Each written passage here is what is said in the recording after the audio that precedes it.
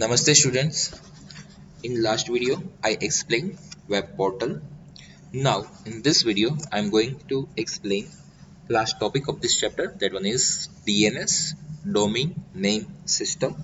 You can call it domain name system or domain name server or domain name service. All are valid. આપણે ત્રણેય કહી શકીએ છીએ. કોઈ પણ એક લખો તો એ સાચો જ છે. જનરલી ડોમેન નેમ સિસ્ટમ ઓર સર્વર વધારે યુઝ થતું હોય છે, પણ સર્વિસ પણ ક્યારેક લખતા જ હોય છે, અને ત્રણેય સાચું જ છે. The domain name system is one of the foundations of the internet, yet most people outside of networking probably don't that um, realize they use it every day to do their jobs, check their email or waste time on their smartphones. એટલે કે આપણે mobile ઉપર કોઈ પણ website access કરતા હોઈએ કે પછી કમ્પ્યુટર ઉપરથી આપણે એક્સેસ કરતા હોઈએ, ઈમેલ ચેક કરતા હોઈએ, ઇન શોર્ટ આપણે ઇન્ટરનેટનો યુઝ કરતા હોય ત્યારે ડીએનએસનો તો યુઝ કરતા જ હોઈએ છીએ, કેમ કે એમના વગર આપણે કોઈ પણ વેબસાઇટ ઓપન કરી શકવાના નથી. At its most basic, DNS is a directory of names that match with numbers.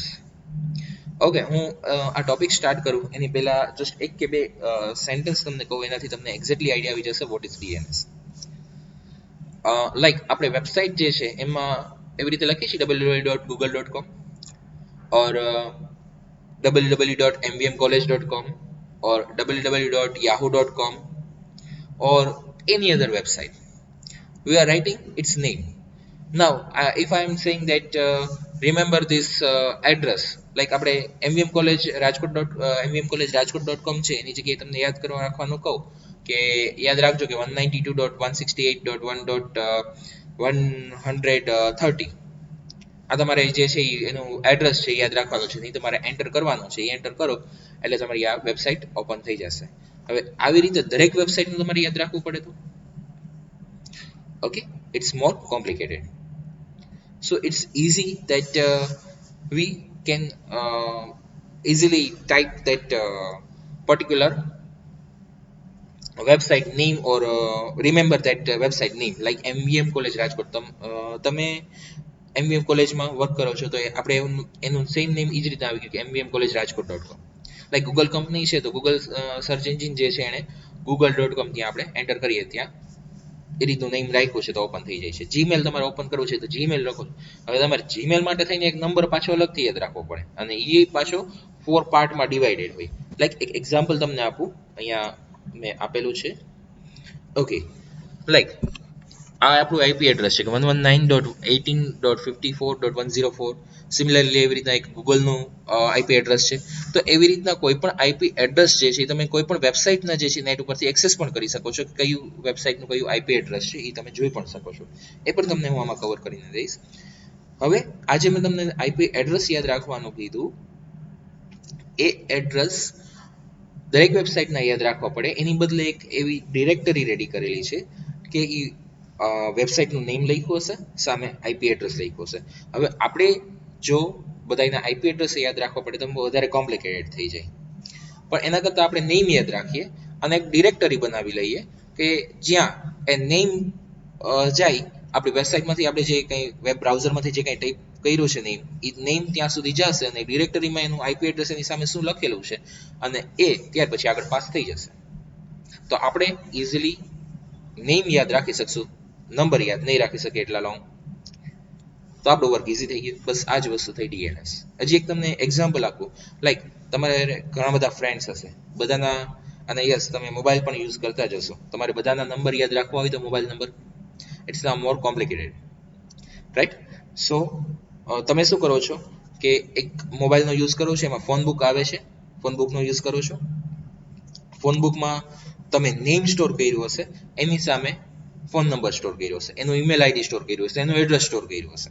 આ બધી જ ઇન્ફોર્મેશન્સ ત્યાં સ્ટોર હશે. ઇવન મલ્ટિપલ નંબર પણ હશે. ઓકે, તો આ બધા નંબર ત્યાં સ્ટોર હશે. હવે તમારે એ લોકોના નંબર યાદ રાખવાની જરૂર નથી તમારા ફ્રેન્ડના, તમારે શું કરવાનું છે, તમારે એનું નેમ તો તમારે યાદ હશે જ. હવે જસ્ટ તમે એનું નેમ ટાઈપ કરો છો, સર્ચ કરો છો, એટલે ત્યાં નંબર આવી જશે, તમે એ નંબર ડાયલ કરી દો છો. એટલું ઈઝી થઈ જાય છે. સેમ વસ્તુ આમાં છે, એને અહીંયા DNS કહેવાય છે. ઓકે, હવે આપણે ફરીથી જોઈએ. At its most basic, DNS is a directory of names that match with number. Okay, DNS જે છે એક ડિરેક્ટરી છે કે જેમાં નેમ અને નંબર બે મેચ કરીને રાખેલા હોય છે. The numbers in this case are IP addresses. Numbers શું હશે? IP addresses હશે, which computers use to communicate with each other. Generally, we memorize that name, but after that typing that name passed to the directory, and in that directory, that name, one IP address will be find related to that name, એટલે કે એના IP address find થશે અને related to જે name હશે એની, અને એ આગળ પછી પાસ થશે, કેમ કે કમ્પ્યુટર જે છે એનાથી ને કોમ્યુનિકેટ કરે છે IP address થી. થોડીક એને રિલેટેડ હિસ્ટ્રી જોઈએ. આ એક બેઝિક આવી ગયું કે DNS શું છે, પણ એક કે બે સેન્ટેન્સમાં, પણ આગળ જોઈએ એની history. When the internet was very small, it was easier for people to correspond specific IP addresses with specific computers. But that didn't last for long as more devices and people joined the growing network. If there are 4 to 5 computers, then you can easily remember that IP addresses. But now in these days, there are too many servers, there are too many websites, right? So that is not possible to remember all the IP address. It's still possible to type a specific IP address into a browser to reach a website. But then, as now, people wanted an address made up of easy to remember in words of the sort that we would recognize as a domain name, like networkworld.com, mvmcollege.com. Okay, in the 1970s and early 80s, like 70 to 80s, those names and addresses were assigned by one person named Elizabeth Feinler at Stanford, who maintained a master list of every internet connected computer in a text file called host.txt. એક txt file એને બનાવીને રાખી હતી, અને એ ડ્યુરેશન્સમાં થોડી ઘણી websites હતી, તો જે કોઈ છે એની સાથે રજીસ્ટર કરાવી દે એટલે એની વેબસાઇટ જે છે એ ત્યાં રજીસ્ટર થઈ જતી, અને એ પોતે પર્ટિક્યુલરલી એક પર્સન જે છે મેનેજ કરતો હતો. This was obviously an untenable situations as the internet grew, not least because Finler only handled requests for 6 p.m. California time, એટલે કેલિફોર્નિયાના ટાઈમ પ્રમાણે ઇવનિંગ 6 o'clock સુધી એ આ લિસ્ટ જે છે એક્સેપ્ટ કરતો હતો ડેઈલી, અને ત્યાં સુધીમાં એનું વર્ક એ ડ્યુરેશનમાં વર્ક કરતો હતો. સો એક લિમિટેશન્સ આવી જતી હતી. In 1983, Paul Mockpatris, a researcher at USC, was tasked with coming up with a compromising among multiple suggestions for dealing with this problem. He basically ignored them all and developed his own system, which he dubbed DNS. So this person has created. He is researcher, and he suggestions for this problem, એટલે એને જે બધા problems હતા કે આ એક limitations આવી જતી હતી, અને ત્યારે તો જે સ્ટાર્ટિંગ હતી વેબસાઇટ અમુક જ આવી હતી, અને ત્યારે પ્રોબ્લેમ થવા માંડ્યા હતા કે આ બધી વેબસાઇટ છે તો એને રજીસ્ટર કરવા માટે પર્ટિક્યુલરલી એક પર્સન જ જે છે એ મેનેજ કરતો હોય. સો એક લિમિટેશન્સ આવી, ઘણી બધી લિમિટેશન્સ આવી જતી હતી, તો એનું એક સોલ્યુશન્સ જે છે એ એને કાઢ્યું છે પોલે, DNS જે સિસ્ટમ બનાવી એનાથીને. The DNS is a hierarchical distributed naming systems for computers. Again, this sentence is important. The DNS is a hierarchical distributed naming system for computers, services, or any resources connected to the internet or a private network. Domain name system and internet service that translates domain names into IP addresses. it will translate domain name એટલે કે એનું જે name હશે domain name DNS માં એ રીતનું work થશે કે જે આપણે વેબસાઇટનું એડ્રેસ છે એને ટ્રાન્સલેટ કરશે IP એડ્રેસમાં. It is a standard technology for managing the names of websites and other internet domains. Also, we are using today this technology DNS. The domain name system is the way that internet domain name are located and translated into internet protocol addresses.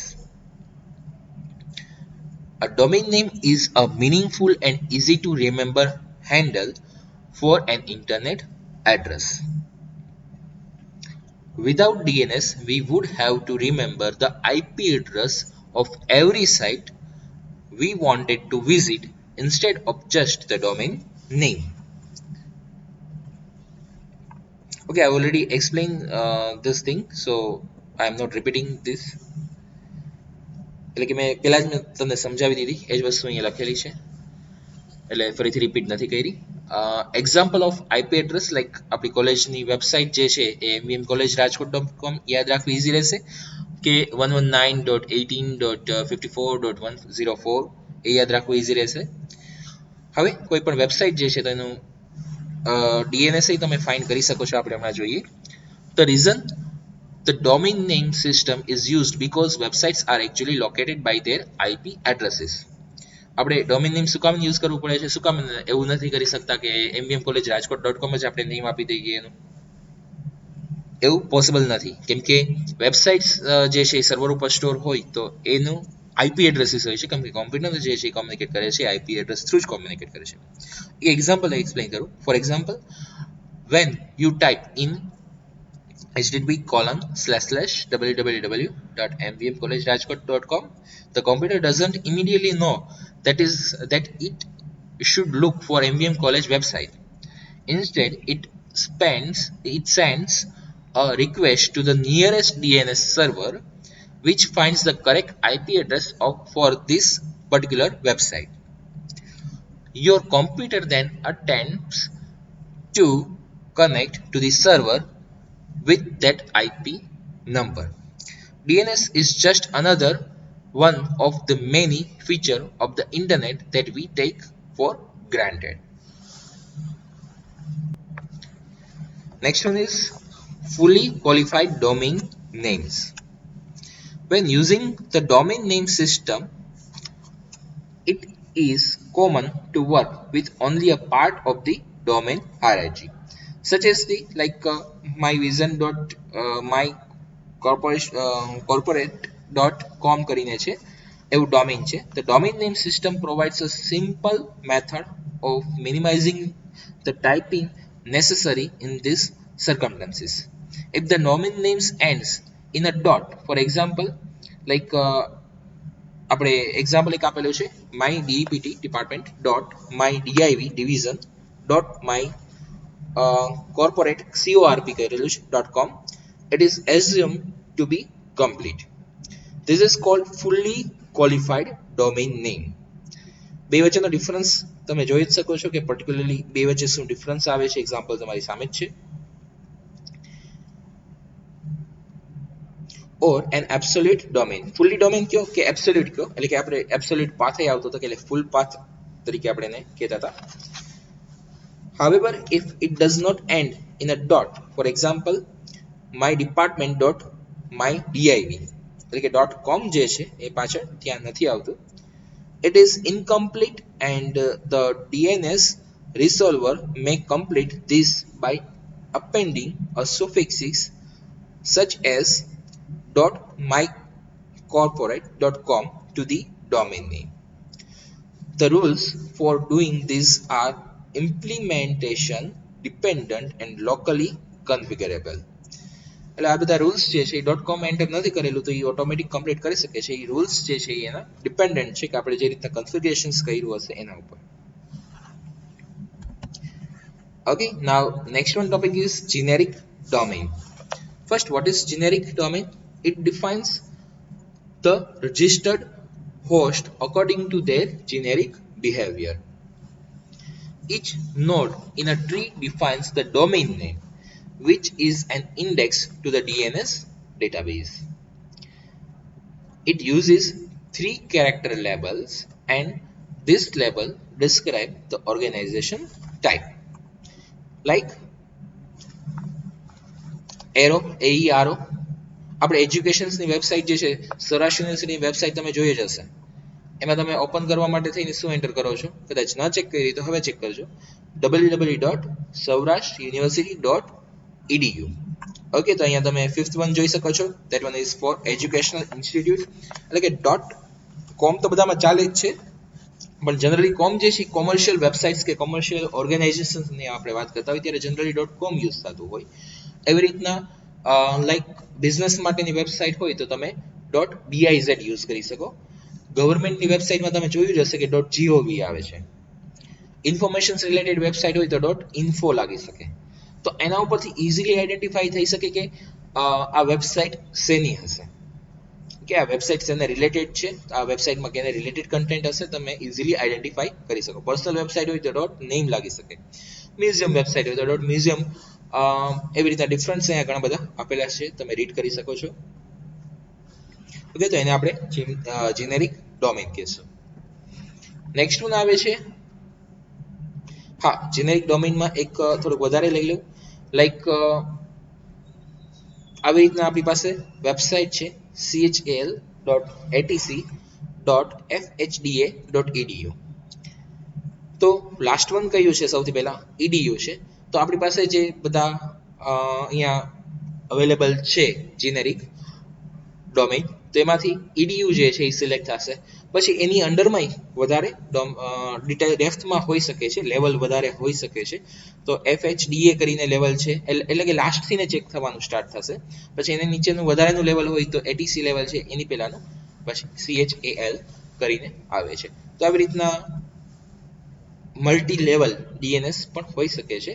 તે એનું જે main level હોય ને આપણે route level કહીએ છીએ, જે starting આપણું હોય ને રૂટ લેવલ કહેવાય, અને ત્યાર પછી એની અંદરના સબ લેવલ આવતા હોઈ શકે. બની શકે છે, જરૂરી નથી કે હોય જ. That is one possibility if that organizations want to use that they can use. Next one is country domains. એક પેલા એક્ઝામ્પલ આપી દો, એનાથી થોડુંક તમારું વર્ક ઇઝી થઈ જાય.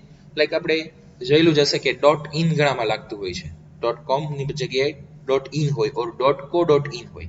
લાઈક યાહૂની વેબસાઇટમાં જ એક ઈમેલ આઈડી તમારે ક્રિએટ કરવું હોય તો તમારે .in માં ક્રિએટ કરી શકો છો, ઓર કાં તો .co.in પણ આપેલું છે.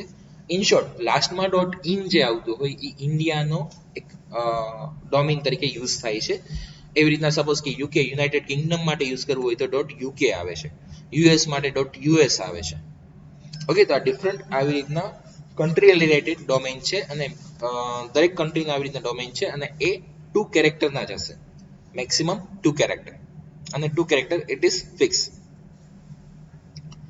There are also top level domains named for each of the ISO 3166 international 2-character country codes. These are called the country domain or the geographical domain. Geographical એટલા માટે કે દરેક country wise domain આપેલું છે, એટલે એક એના particularly area માટેનું domain છે. Many countries have their own second level domains underneath which parallel the generic top level domains. એટલે પેરેલલી જે રૂટ લેવલના આવે છે, એટલે કે ફર્સ્ટ લેવલના જે બધા એમાંના ડોમેન આવે છે તેની સાથે પણ હોઈ શકે છે, કાં તો એની અંડરમાં પણ હોઈ શકે છે.